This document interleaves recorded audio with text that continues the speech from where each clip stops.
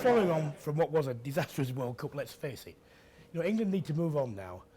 They've got a new coach, they've got a new management system, they've got a new squad, albeit the nucleus is the one that Stuart Lancaster identified. But what I'm looking for from England is immediate results.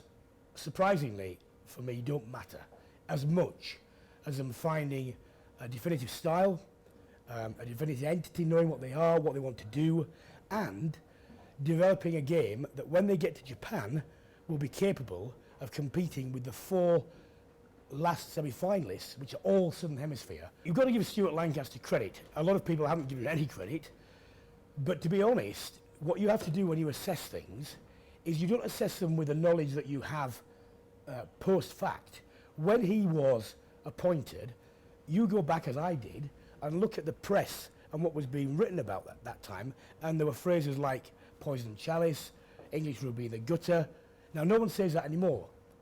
And he had to, and I believe he did, inculcate and reintroduce the notion that, the players were representatives, they were custodians of an England shirt, and they had a responsibility beyond themselves and the team to the wider England rugby public.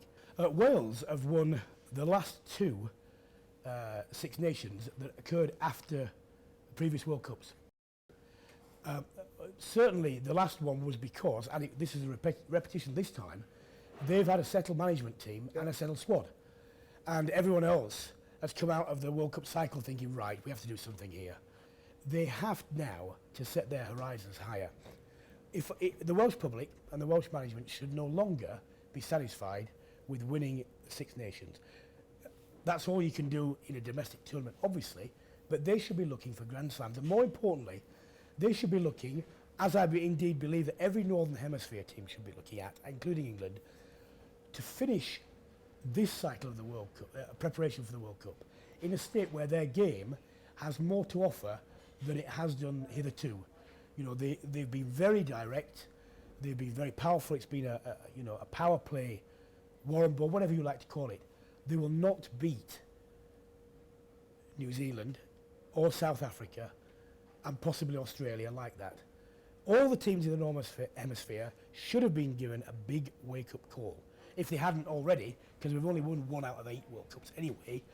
But you cannot do that anymore. And Wales have got the ability, I believe, to be a team for all occasions. Whether they can actually bring that to bear is a different matter, but that, I believe, is where they should be aiming. Ireland are a bit of a curate's egg for this one because, this will be the first Six Nations for about, I would say, I'll have to look at this about, probably 12 years, where neither Brian O'Driscoll nor Paul O'Connell has played. They haven't always played together, but at least one of them's been on the field. And those 2 players, you can't underestimate the significance psychologically for that.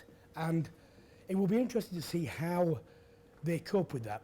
And especially O'Connell, because it wasn't just O'Connell's leadership or his presence, his technical ability was tremendous as well. None of your tone and none of the second rows yet are anywhere near his competence. But I just don't know about Ireland. I don't know where their heads are. I don't know where they will be psychologically. And I think it might be a difficult campaign for them. The domestic competitions have to get better in terms of, excitement is there. We can see that. What I'm looking for is an increase in quality, an increase in the core skills under pressure, an increase in ambition. And the reason for that is to prepare players to play on the international stage in a way which eventually will develop into a style which England can utilise to be properly competitive against the best teams in the world. What is really essential, I believe, for English rugby to kick on is we have to have one of these sides who, and we've got 9 in the 2 European competitions. We've got 5 in the main one. One of them is a guaranteed finalist because of the way that I want an English side to win, not just because it's England against, but because it will reward that ambition.